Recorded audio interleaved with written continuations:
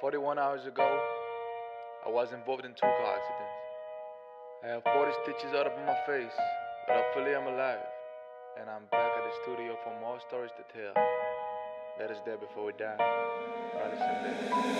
She's been sliding in my DMs late night, and she thinking I'm from here. Ça c'était l'accident que j'ai fait du coup en mai 2017. À l'époque je sortais toujours un son par semaine, j'en étais à la semaine numéro 35. C'est là que les labels commençaient à nous contacter et que j'avais beaucoup d'allers-retours à faire à Paris.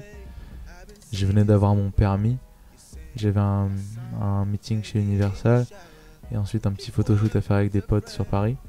Je suis rentré, j'ai pris la voiture à 22h avec mon manager Sofiane El Garafi. Ça faisait 3 mois que j'avais mon permis et j'avais pas encore la conscience qu'on pouvait s'endormir au volant en fait. Au bout d'une demi-heure, 45 minutes de route, tu vois, je conduis, je m'accoude sur le bord de la fenêtre, je conduisais à peu près comme ça. Tu vois.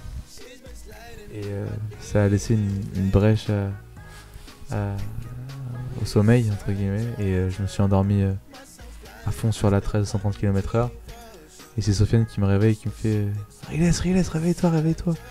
Et donc là avec la panique je touche une fois le bas-côté, 2 fois, 3 fois et la voiture en fait elle s'immobilise sur la voie de gauche et on perd une roue, tu vois. Mais nous on avait rien, on était juste un peu brusqués parce que c'était un peu violent sur le coup et surtout un peu impressionnant. Mais on n'avait rien, tu vois. La voiture était immobilisée sur la voie de gauche, on perd une roue. Et Dieu merci, aucune égratignure. On sort de la voiture, on se regarde, on fait putain, heureusement. Voilà. On est trop content, tu vois, on est en mode. Sauf qu'il y a une voiture qui s'arrête sur la bande d'arrêt d'urgence. Elle nous dit mettez warning, c'est super important parce qu'il y a des voitures qui vont arriver là.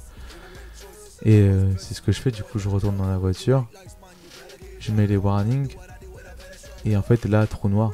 Là j'ai un trou noir gigantesque et ça fait que en fait au moment où j'ai mis les warnings, je m'apprête à sortir de la voiture et la voiture, une voiture qui arrive par derrière, qui me percute à 130 km/h, qui me projette en fait moi le corps à l'air 20 mètres plus loin de la voiture. Tu vois. Genre je suis tombé sur la tête.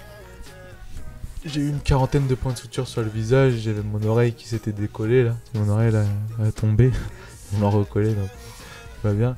En tout cas ouais, choc énorme tu vois, enfin physiquement parlant j'étais littéralement projeté à 20 mètres et après le plus gros choc, c'est pas moi qui l'ai eu, c'est Sofiane, parce que Sofiane il était encore sur le bas côté et il me voyait, il a tout vu et il m'a vu à terre, parce que je me suis pas relevé directement, tu sais, j'étais à terre. Le corps complètement qui avait l'air démembré et dans une flaque de sang. Et il a dit ça y est, c'est fini, tu vois, c'est la fin. Et on se rappelle très bien, enfin on a un groupe Facebook avec les gars et il a envoyé un message sur le groupe Facebook et c'était en mode mec, il criait, tu vois, il était en mode ah les gars machin, aidez-nous, enfin il était tout seul et moi je me réveille juste avec des pompiers autour de moi, je sens plus mes jambes, je me dis qu'est-ce qui s'est passé, tu vois. Je me dis putain, peut-être que j'ai fait un accident et j'ai tué des gens, tu sais, j'étais en mode là, j'étais complètement dans le flou total, je savais pas du tout ce qui s'était passé. Et après au fur et à mesure je commence à reprendre connaissance et on m'explique la situation, en fait qu'il y a un blessé grave. Moi je croyais que c'était quelqu'un d'autre le blessé grave, tu vois, mais en fait on me dit que c'est moi. Du coup je fais putain, heureusement, enfin en vrai c'était un soulagement que ce soit moi le blessé grave plutôt que quelqu'un d'autre. Parce que là tu vis avec une mort sur la conscience et ça je pense que c'est la pire des tortures, tu vois. Donc après, je vais à l'hôpital, on fait la radio, machin.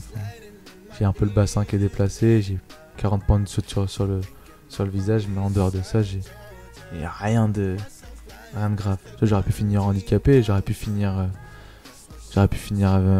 paralysé en fauteuil roulant.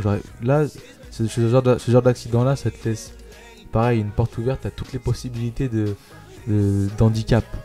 Je m'en suis sorti avec vraiment juste le bassin légèrement déplacé et je boitais un peu mais ça allait, tu vois. Et surtout que j'avais l'un des plus gros concerts de ma vie à l'époque, qui était un festival en plein air à Rouen, qui était le Rush Festival et il était censé y avoir 5000 personnes pour ce genre de festival. Tu vois, et moi j'étais en mode, je peux pas rater ce truc-là. Surtout que j'avais mon son aussi à finir. Et c'était le son numéro 35 des Relay Sundays, donc Eastside Georgia, c'est un son qui s'appelle comme ça. Et je suis rentré direct, dès que je pouvais rentrer, j'ai fini d'enregistrer le son avec les égratignures sur la gueule et tout, un peu à la Kanye West, tu vois, Through the Wire, tu vois, c'est ça qui m'a inspiré aussi à continuer, tu vois, c'est ces idoles-là que j'admire qui me poussent à voir aussi plus loin qu'un accident et à continuer à se battre malgré tout, tu vois. She's been sliding in my DMs late night.